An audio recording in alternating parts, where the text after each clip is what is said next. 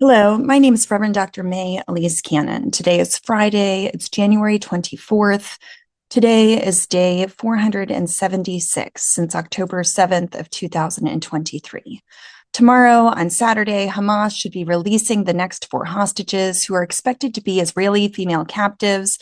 The Al-Qassam Brigade spokesperson announced the specific names of the women who are going to be released tomorrow on Saturday. And it ends up that all of them are female Israeli soldiers. In Israel, it clarified that the list provided by Hamas does not comply with the terms of the ceasefire agreement. Now, Israeli news has said that they don't believe that that means that the ceasefire will be broken.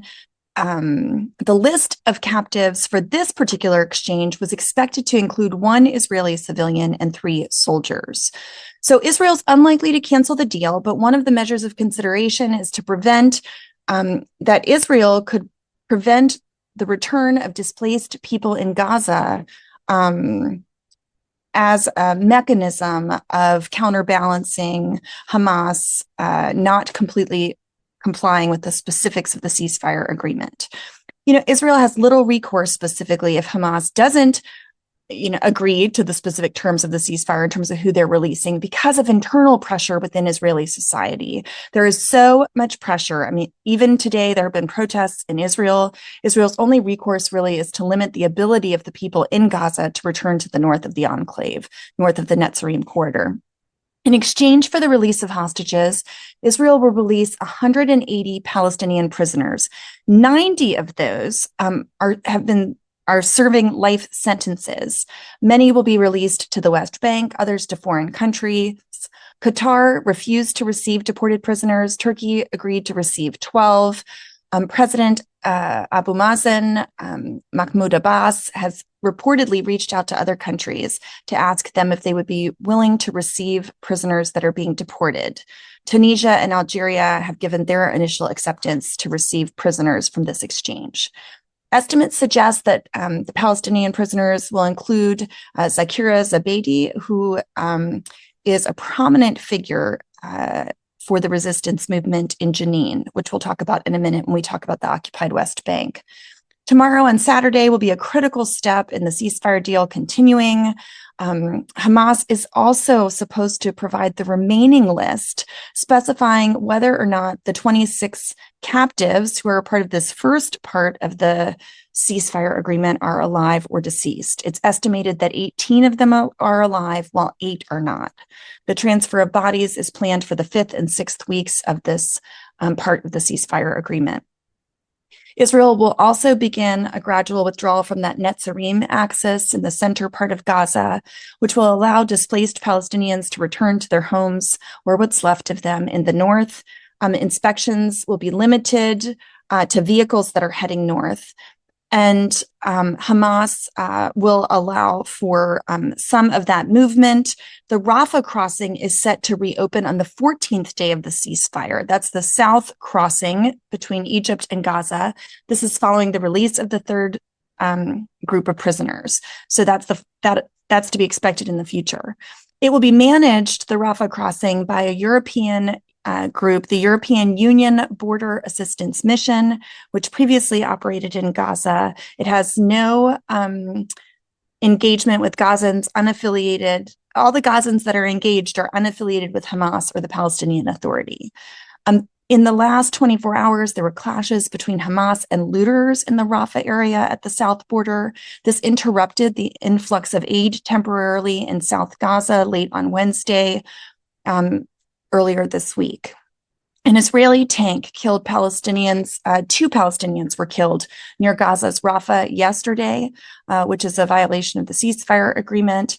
And U.S. security contractors will be the ones to help secure the return of displaced Palestinians to North Gaza. They'll be the ones screening returned Gazans' vehicles for weapons, according to U.S. officials. It's not yet clear how this mechanism will be put into effect. But it's been reported that U.S. security contractors will be the implementers.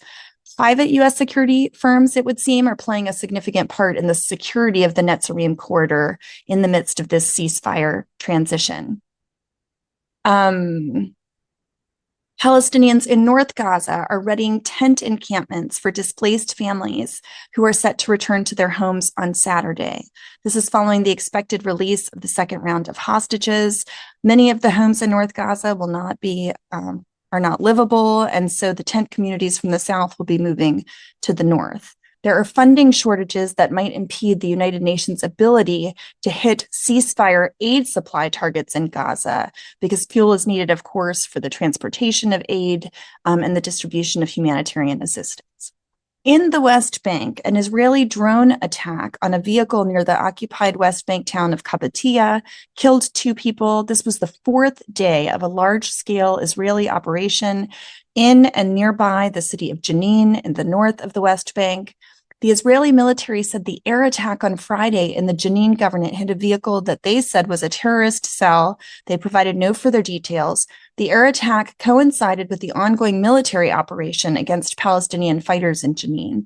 Thus far, in the last several days, 14 Palestinians have been killed and 50 others have been injured. The Israeli military also announced that 20 people were arrested as, quote, wanted suspects, and said it had seized weapons. Hundreds of residents in that city of Jenin have left their homes, prompted by messages from drones that had loudspeakers, according to witnesses. The Israeli military denied that it has been telling residents to leave, stating that it enabled any resident who chooses to exit from the area to do so via a secure and organized route. The Lebanon ceasefire deal is hanging by a thread. It's set to expire this weekend. Israel is supposed to have withdrawn from South Lebanon by Sunday, as is Hezbollah. The Israeli government told the Trump administration it wants to keep its military in South Lebanon for 30 days past the Sunday withdrawal deadline. Hezbollah said yesterday the IDF's presence would be a complete breach of the agreement. They essentially said if the IDF stays, we're staying. The Trump administration said no, that they were unwilling to grant this extension for the IDF withdrawal from Lebanon. And Israeli news reported that Israel would not complete the withdrawal anyway, despite, they didn't say despite the Trump administration's that's my commentary. But according to Israel, the Sunday withdrawal of the Israeli military was conditioned on the Lebanese army deploying in South Lebanon and fully and effectively enforcing the agreement, while Hezbollah also withdraws. Since the ceasefire has not yet been fully enforced by the Lebanese state, the gradual withdrawal process will continue in full coordination with the U.S. That's a statement by the Israeli military. So we'll see what happens this weekend in that regard.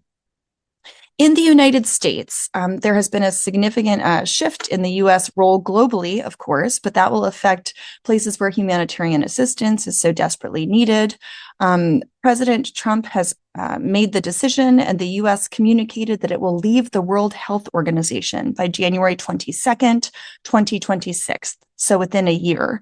And I just wanted to make a comment that the World Health Organization has been one of the main groups that's been responding to the humanitarian crisis in Gaza, delivering medical supplies, coordinating the deployment of medical teams, providing much needed support for urgent health needs, mental health, and rehabilitation. They were one of the main implementing bodies of the polio vaccination campaign that vaccinated more than 500,000 children for polio in Gaza over the past 15 months.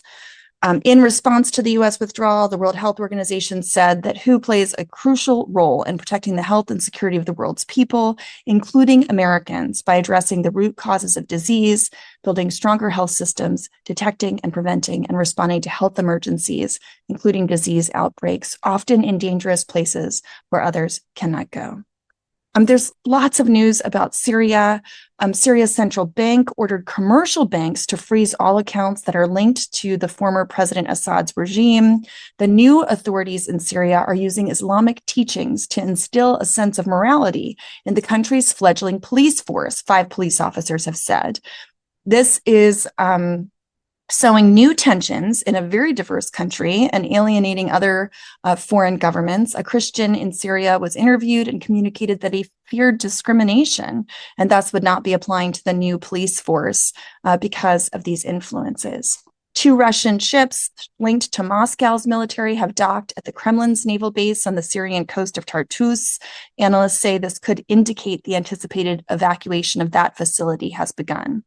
And the Iraqi parliament yesterday passed an amnesty law that would lead to the release of prisoners convicted of attacks against U.S. soldiers and people who fought for the Islamic State.